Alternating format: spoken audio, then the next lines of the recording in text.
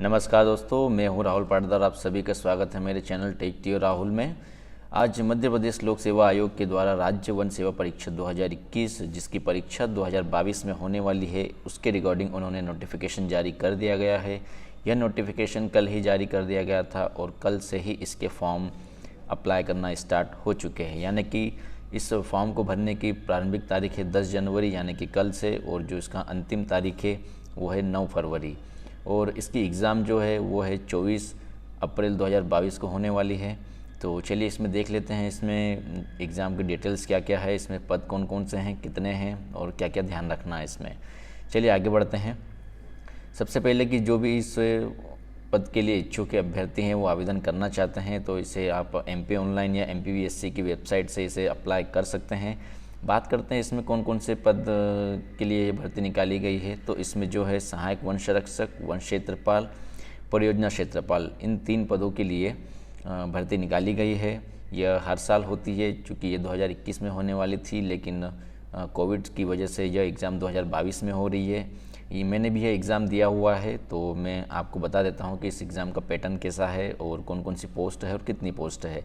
इसमें जो है सहायक वन संरक्षक के कुल पद 8 हैं, जिसमें ओपन 3, ST SC 1 और 2 और OBC के 2 और EWS यानी कि आर्थिक जो कैटेगरी के हैं उनके लिए 0 पद है, यानी कि कुल 8 पद है। इसमें वन क्षेत्रपाल के 40 पद है। आप इस ये जो यहाँ पर टेबल बनाया गया है इसे ध्यान से देख लीजिएगा कि आपकी कैटेगरी के इसमें कितने पद है, उसी की देखने के बाद ही आप अप्लाई कीजिएगा। उसके बाद परियोजना क्षेत्रपाल के कुल 15 पद है, यानी कि यहाँ पर कुल 63 पदों के लिए लोक सेवा आयोग द्वारा जो है एग्ज़ाम ली जा रही है।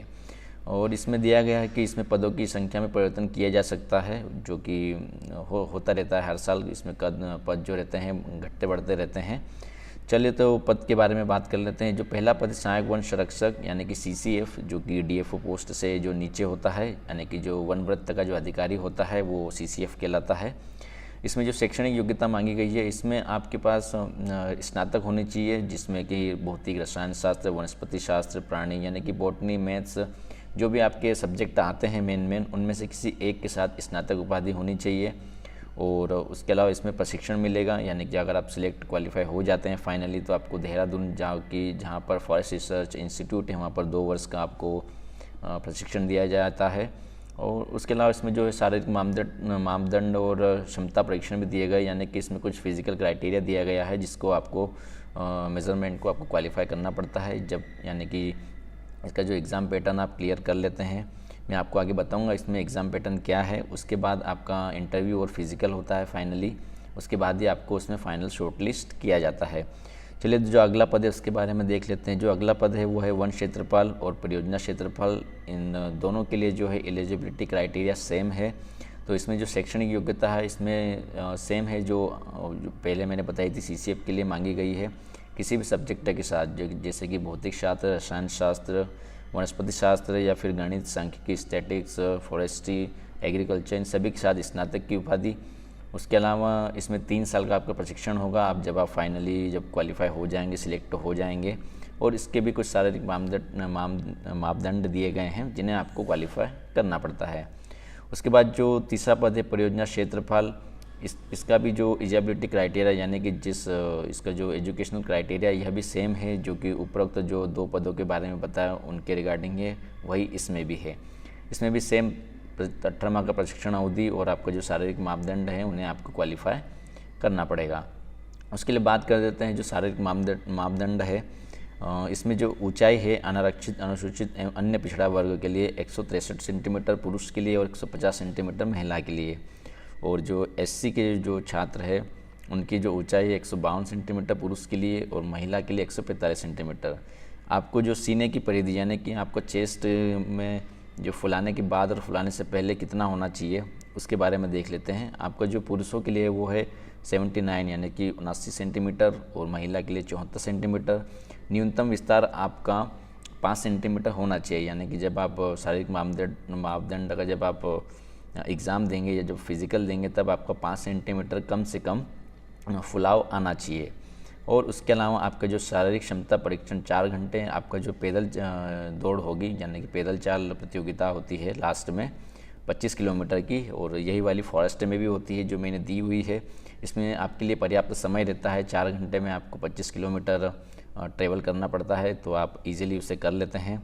इसमें अलग अलग पद के लिए अलग अलग दिया गया है। इसमें सहायक वन संरक्षक हेतु सिर्फ 14 किलोमीटर की है, और रेंजर और उसके लिए 16 किलोमीटर की है। तो ये जो है मिनिमम और कंपलसरी क्राइटेरिया है जिसे सभी को कैंडिडेट्स को पार करना रहता है या फिर क्वालिफाई करना रहता है।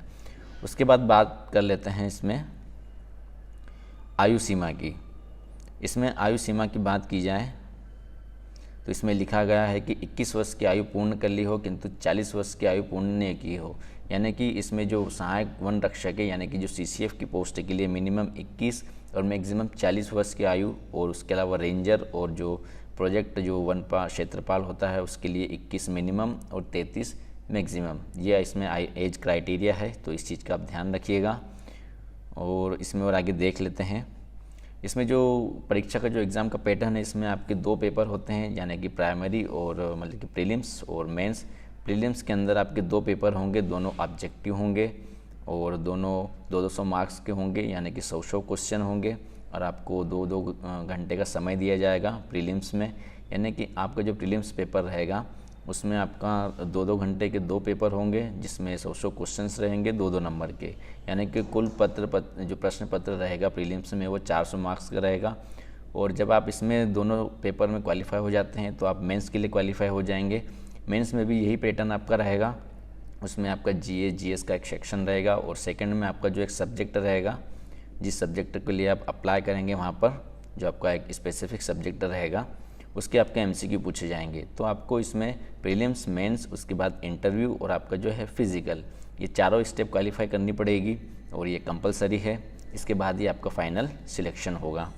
उसके अलावा बात कर लेते हैं आगे। इसमें आयु सीमा में छूट की बात की गई है। तो इसमें आयु सीमा की जो अधिकतम छूट होती है वो 5 वर्ष होती है। इसमें लगभग सभी के लिए सेम क्राइटेरिया रहता है।